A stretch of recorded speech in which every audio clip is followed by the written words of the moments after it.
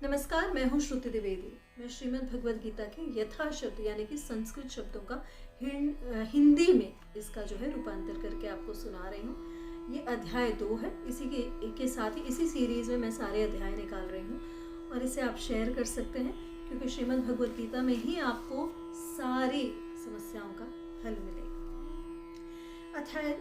द्वितीय अध्याय। ओम श्री परमात्मने नमः। संजय बोले कि उस प्रकार करुणा से व्याप्त और आंसुओं से पूर्ण और व्याकुल नेत्रों वाले शोक युक्त उस अर्जुन के प्रति भगवान मधुसूदन कर यह वचन कहा। श्री कृष्ण द्वारा अर्जुन के मोह और कायरता पूर्वक विषाद की निंदा और उसे युद्ध के लिए उत्साहित करना। श्री भगवान ने बोला, हे अर्जुन, तुझे इस असमय में यह मोह किस हेतु से प्राप्त हुआ? क्योंकि ये न तो ये श्रेष्ठ पुरुषों द्वारा आचरित है, न स्वर्ग को देने वाला है और न कीर्ति करने वाला है। इसलिए हे अर्जुन, नपुंसकता को मत प्राप्त हो, तुझमें ये उचित नहीं जान पड़ता। हे परम तप, हृदय की तुच्छ दुर्बलता को त्याग कर युद्ध के लिए खड़ा हो जा। तब अर्जुन बोले, हे मधुसूदन, मैं रणभूमि में किस प्रकार बाणों से भीष्म पितामह और द्रोणाचार्य के विरुद्ध लड़ूंगा, क्योंकि हे हरिसूदन, ये दोनों ही पूजनीय हैं। इसलिए हे यह इन महानुभव गुरुजनों को न मारकर मैं इस लोक में भिक्षा का अन्न भी खाना कल्याणकारक समझता हूँ, क्योंकि गुरुजनों को मारकर भी इस लोक में रुधिर से सने हुए अर्थ और काम रोग भूखों को ही तो भोगूंगा।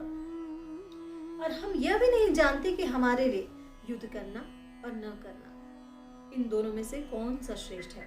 अथवा यह भी नहीं जानते कि उन्हें हम जीतेंगे या हमको वो जीतेंगे। और जिनको मारकर हम जीना भी नहीं चाहते, वे ही हमारे आत्मीय धृतराष्ट्र के पुत्र हमारे सामने मुकाबले में खड़े हैं। इसलिए कायरता रूप दोष से उपहत एवं स्वभाव वाला और धर्म के विषय में मोहता चित्त मैं आपसे पूछता हूँ कि जो साधन निश्चित कल्याणकारक हो वह मेरे लिए कहिए, क्योंकि मैं आपका शिष्य हूँ। इसलिए आपकी शरण हुए मुझको शिक्षा दीजिए। क्योंकि भूमि में निष्कंटक धन धान्य संपन्न राज्य को और देवताओं के स्वामी पने को प्राप्त होकर भी मैं उस उपाय को नहीं देखता हूँ जो मेरी इंद्रियों को सुखाने वाले शोक को दूर कर सके। अर्जुन का युद्ध न करने के लिए कहकर चुप होना और भगवान का मुस्कुराकर बोलना। संजय बोले, हे राजन, निद्रा को जीतने वाले अर्जुन अंतर्यामी श्री कृष्ण महाराज के प्रति इस प्रकार कहकर फिर श्री गोविंद भगवान से युद्ध नहीं करूंगा ये स्पष्ट कहकर चुप हो गए। उसके बाद हे भरतवंशी धृतराष्ट्र, अंतर्यामी श्री कृष्ण महाराज दोनों सेनाओं के बीच में शोक करते हुए अर्जुन को हंसते हुए ये वचन बोले।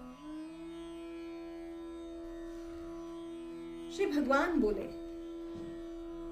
भगवान का अर्जुन के प्रति उपदेश अब प्रारंभ होता है। तू न शोक करने योग्य मनुष्यों के लिए शोक करता है और पंडितों के से वचनों को कहता है, परंतु जिनके प्राण चले गए हैं उनके लिए और जिनके प्राण नहीं गए हैं उनके लिए भी पंडित जन शोक नहीं करते। न तो ऐसा ही है कि मैं किस काल में नहीं था, अथवा तू नहीं था, अथवा ये राजा लोग नहीं थे, और न ऐसा ही है कि इससे आगे हम सब नहीं होंगे। लेकिन जैसे जीवात्मा का इसी देह में बालकपन, जवानी और वृद्धावस्था होती है, वैसे ही अन्य शरीर की प्राप्ति होती है। उस विषय में धीर पुरुष मोहित नहीं होता। हे कुंती पुत्र, सर्दी गर्मी और सुख दुख को देने वाले इंद्रिय और विषयों के संयोग तो उत्पत्ति विनाशशील और अनित्य है।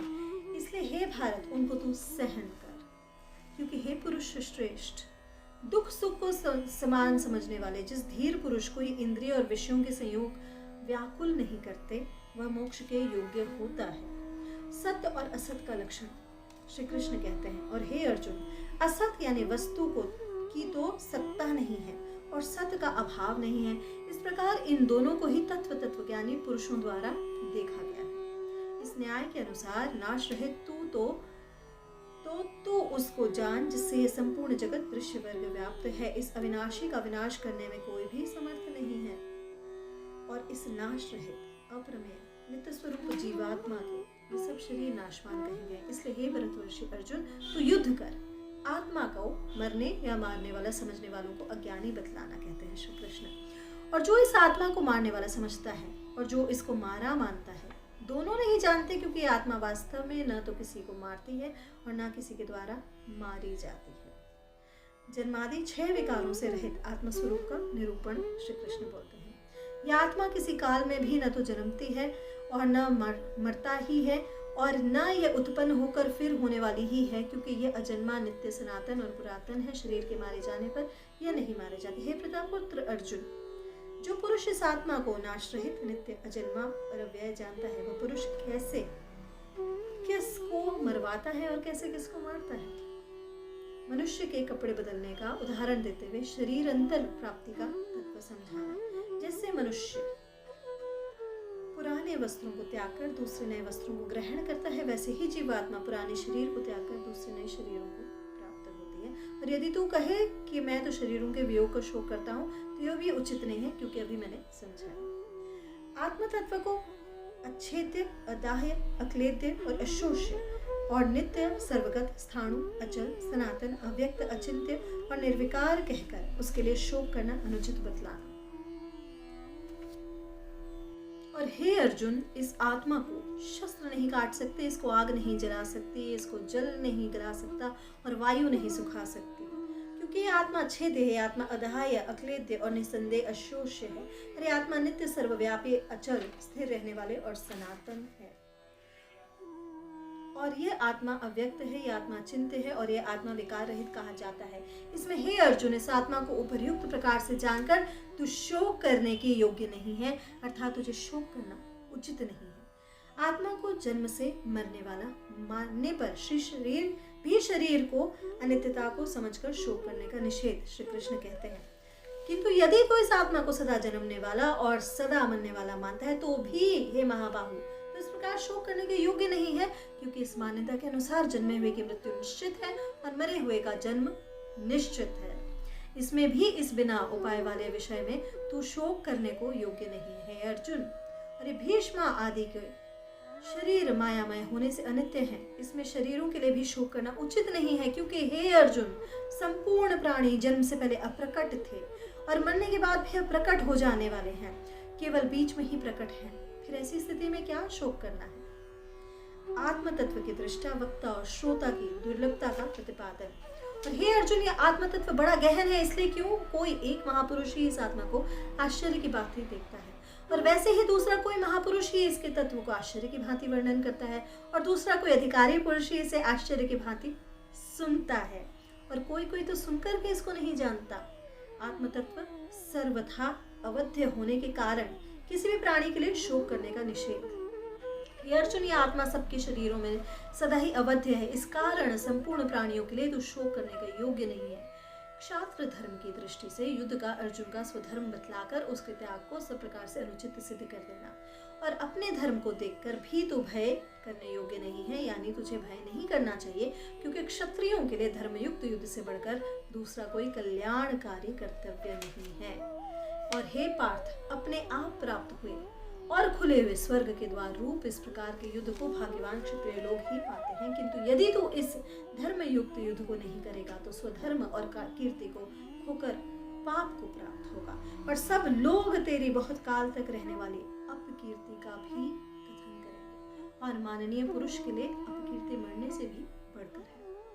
और जिनकी दृष्टि में तू पहले बहुत सम्मानित होकर अब लघुता को प्राप्त होगा, वे महारथी लोग तुझे भय के कारण युद्ध से हटा हुआ मानेंगे। तेरे वैरी लोग तेरे सामर्थ्य की निंदा करते हुए तुझे बहुत से न कहने योग्य वचन भी कहेंगे, उसमें अधिक दुख और क्या होगा। अध्याय 2 श्लोक 37। ना या तो तू युद्ध में मारा जाकर स्वर्ग को प्राप्त होगा, अथवा संग्राम में जीतकर पृथ्वी का राज्य भोगेगा। इस कारण हे अर्जुन, तू युद्ध के लिए निश्चय करके खड़ा हो जा। युद्धादि समस्त शास्त्र विहित कर्मों को भली भांति आचरण करते हुए भी पाप से निर्लिप्त रहने का उपाय समत्व श्री कृष्ण कहते हैं। यदि तुझे स्वर्ग और राज्य की इच्छा न हो, तो भी इस जय पराजय, लाभ हानि और सुख दुख को समान समझकर उसके बाद युद्ध के लिए तैयार हो जा। इस प्रकार युद्ध करने से पाप को नहीं प्राप्त होगा। कर्म बंधनों को काटने हेतु कर्म योग विधेयक बुद्धि का वर्णन करने की प्रस्तावना। ये पार्थ, ये बुद्धि तेरे लिए ज्ञान योग के विषय में कही गई है, और अब तू इसको कर्मयोग के विषयों में सुन। जिस बुद्धि से युक्त हुआ तू कर्मों के बंधन को भलीभांति त्याग देगा, यानी सर्वत्र नष्ट कर डाले। कर्मयोग की महिमा का वर्णन। और कर्मयोग में आरंभ का अर्थ बीज का नाश नहीं है और उल्टा फल रूप दोष भी नहीं है, बल्कि इस कर्मयोग धर्म का थोड़ा सा भी साधन जन्म मृत्यु रूप महान भय से रक्षा कर लेता है। निश्चयात्मिका बुद्धि का अव्यवसायी सकाम पुरुषों की बुद्धियों का भेदानिरूपण।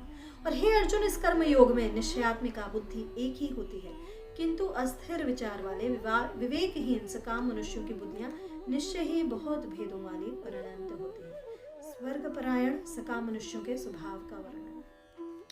और हे अर्जुन, जो भोगों में तन्मय हो रहे हैं, जो कर्मफल के प्रशंसक वेद वाक्यों में ही प्रीति रखते हैं, जिनकी बुद्धि में स्वर्ग ही परम प्राप्य वस्तु है और जो स्वर्ग से बढ़कर दूसरी और वस्तु नहीं है, ऐसा कहने वाले हैं वे अविवेकी जन इस प्रकार की जिस पुष्पित यानी दिखाऊ शोभायुक्त वाणी को कहा करते हैं, जो कि जन्म रूप कर्म फल देने वाली है और भोग और ऐश्वर्य की प्राप्ति के लिए नाना प्रकार की बहुत सी क्रियाओं का वर्णन करने वाली है, उस वाणी द्वारा जिनका चित्त हर लिया गया है, जो भोग और ऐश्वर्य में अत्यंत आसक्त है, उन पुरुषों की परमात्मा में निश्चयात्मिका बुद्धि नहीं होती।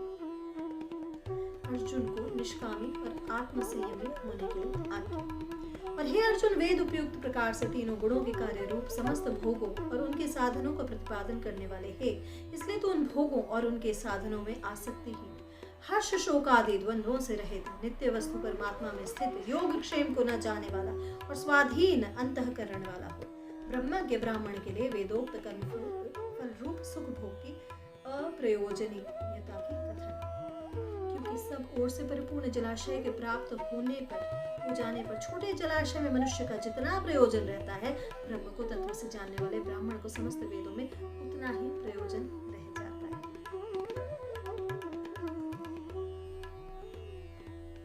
द्वितीय अध्याय श्लोक 47। सूत्र रूप से कर्मयोग के स्वरूप का वर्णन। इसमें 13 कर्म करने में ही अधिकार है, उसके फलों में कभी नहीं, इसलिए तू कर्मों के फल का हेतु मत हो और तेरी कर्म न करने में भी आसक्ति न हो। जो सबसे फेमस श्लोक है कर्मण्येवाधिकारस्ते मा फलेषु कदाचन, उसका वर्णन है। हे धनंजय, तू आसक्ति को त्याग कर और सिद्धि और असिद्धि में समान बुद्धि वाला होकर योग में स्थित हुआ कर्तव्य कर्मों को कर, समत्व ही योग कहलाता है। समत्व बुद्धि की अपेक्षा सकाम कर्मों को अत्यंत तुच्छ और फल चाहने वालों को अत्यंत दीन बतलाता। इस समत्व रूप बुद्धि योग से सकाम कर्म अत्यंत ही निम्न श्रेणी का है। इसलिए हे धनंजय, तू समबुद्धि ही रक्षा का उपाय ढूंढ, अर्थात बुद्धि योग का ही आश्रय ग्रहण कर, क्योंकि फल के हेतु बनने वाला अत्यंत दीन है। समत्व बुद्धि युक्त पुरुष की प्रशंसा कर अर्जुन को कर्मयोग के अनुष्ठान की आज्ञा देना और संभाव का फल अनामय पद की प्राप्ति बतलाना। और समबुद्धि युक्त पुरुष पुण्य और पाप दोनों को श्लोकों में त्याग देता है, अर्थात उससे मुक्त हो जाता है। इसलिए तो समत्व रूप योग में लग जा। ये समत्व रूप योग ही कर्मों में कुशलता है और कर्म बंधन से छूटने का उपाय, क्योंकि समबुद्धि से युक्त ज्ञानी जन कर्मों से उत्पन्न होने वाले फल को त्याग कर जन्म रूप बंधन से मुक्त हो निर्विकार परम पद को प्राप्त हो जाते हैं। वैराग्य द्वारा बुद्धि के शुद्ध स्वच्छ और निश्चल हो जाने पर परमात्मा प्राप्ति का कथन। और हे अर्जुन, जिस काल में तेरी बुद्धि मोह रूप दलदल को भली भांति पार कर जाएगी, उस समय तू सुने हुए और सुनने में आने वाले इस लोक और परलोक संबंधी सभी भोगों से वैराग्य को प्राप्त हो जाएगा। और भांति भांति के वचनों को सुनने से विचलित हुई तेरी बुद्धि जब परमात्मा में अचल और स्थिर ठहर जाएगी, तब तू योग को प्राप्त हो जाएगा, अर्थात तेरा परमात्मा से नित्य संयोग हो जाएगा। स्थिर बुद्धि पुरुष के विषय में अर्जुन के 4 प्रश्न अर्जुन ने पूछा। इस प्रकार भगवान के वचनों को सुनकर अर्जुन ने पूछा, हे केशव, समाधि में स्थित परमात्मा को प्राप्त हुए स्थिर बुद्धि पुरुष का क्या लक्षण है? वह स्थिर बुद्धि पुरुष कैसे बोलता है, कैसे बैठता है और कैसे चलता है? पहले प्रश्न का उत्तर देते हुए स्थिर बुद्धि पुरुष को समस्त कामनाओं से रहित और आत्मा में ही संतुष्ट बतलाना श्री भगवान बोलते हैं। इसके पश्चात श्री भगवान ने बोला, हे अर्जुन, जिस काल में यह पुरुष मन में स्थित संपूर्ण कामनाओं को भली भांति त्याग देता है और आत्मा में ही संतुष्ट रहता है, उस काल में वह स्थित प्रज्ञ कहा जाता है। और दुखों की प्राप्ति होने पर जिसके मन में उद्वेग नहीं होता, सुखों की प्राप्ति में जो सर्वथा निष्प्रह है तथा जिसका राग भय और क्रोध नष्ट हो गया है, ऐसा मुनि स्थिर बुद्धि कहा जाता है। अध्याय 2 श्लोक 58। और जो पुरुष सर्वत्र स्नेह रहित हुआ उस शुभ या अशुभ वस्तु को प्राप्त होकर न प्रसन्न होता है और न द्वेष करता है, उसकी बुद्धि स्थिर है। तीसरे प्रश्न के उत्तर में कछुए का उदाहरण देते हुए इंद्रिय निग्रह की बात करना। और कछुआ सबोर से अपने अंगों को जैसे समेट लेता है, वैसे जब यह पुरुष इंद्रियों के विषयों से इंद्रियों को इस सब प्रकार से हटा लेता है, तब उसकी बुद्धि स्थिर है, ऐसा समझना चाहिए। इंद्रियों द्वारा हठपूर्वक विषयों को ग्रहण न करने से विषयों की निवृत्ति होने पर भी राग की निवृत्ति न होने का परमात्मा दर्शन से होने का कथन। यद्यपि इंद्रियों के द्वारा विषयों को ग्रहण न करने के पुरुष के लिए भी केवल विषय तो निवृत्त हो जाते हैं, परंतु उसमें रहने वाली आसक्ति निवृत्त नहीं होती। स्थित प्रज्ञ पुरुष की तो आसक्ति भी परमात्मा का साक्षात्कार करने निवृत्त हो जाती है। इंद्रियों को प्रबलता का वर्णन का निरूपण। हे अर्जुन, आसक्ति का नाश न होने के कारण हे प्रमथन स्वभाव वाली इंद्रियां यत्न करते हुए बुद्धिमान पुरुष के मन को भी बलात् हर लेती है। इसलिए साधक को चाहिए कि वह उन संपूर्ण इंद्रियों को वश में करके समाहित चित्त हुआ मेरे परायण होकर ध्यान में बैठे, क्योंकि जिस पुरुष की इंद्रियां वश में होती हैं उसी की बुद्धि स्थिर हो जाती है। विषयों के चिंतन से आसक्ति आदि गुणों की उत्पत्ति और अत्यहर पतन का कथन। और हे अर्जुन, मन सहित इंद्रियों को वश में करके मेरे परायण न होने से मन के द्वारा विषयों का चिंतन होता है और विषयों का चिंतन करने वाले पुरुष की उन विषयों में आसक्ति हो जाती है। आसक्ति से उन विषयों की कामना उत्पन्न होती है और कामना में विघ्न पड़ने से क्रोध उत्पन्न होता है और क्रोध से अत्यंत मूढ़ भाव उत्पन्न हो जाता है। मूढ़ भाव से स्मृति में भ्रम हो जाता है। स्मृति में भ्रम हो जाने से बुद्धि अर्थात ज्ञान शक्ति का नाश होता है और बुद्धि का नाश हो जाने से यह पुरुष अपनी स्थिति में गिर जाता है। राग द्वेष से रहित होकर कर्म करने वाले प्रसाद की प्राप्ति, उसे समस्त दुखों का नाश और शीघ्र ही उसकी बुद्धि स्थिर होने का कथन करते हुए चौथे प्रश्न का उत्तर देना। परंतु अपने अधीन किए हुए अंतःकरण वाले साधक अपने वश में की हुई राग द्वेष से रहित इंद्रियों का विषयों से विचरण करता हुआ अंतःकरण की प्रसन्नता को प्राप्त होता है और अंतःकरण की प्रसन्नता होने पर इसके संपूर्ण दुखों का अभाव हो जाता है और उस प्रसन्न चित्त वाले कर्मयोगी की बुद्धि शीघ्र हो सब ओर से हटकर एक परमात्मा ही भली भांति स्थिर हो जाती है। अयुक्त पुरुष के लिए श्रेष्ठ बुद्धि भगवान चिंतन, शांति और सुख के अभाव का कथन। और हे अर्जुन, न जीते हुए मन और इंद्रियों को पुरुष में निश्चयात्मिका बुद्धि नहीं होती और उस अयुक्त मनुष्य के अंतःकरण में नहीं होती और भावनाहीन मनुष्य को शांति नहीं मिलती और शांति रहित मनुष्य को सुख कैसे मिल सकता है।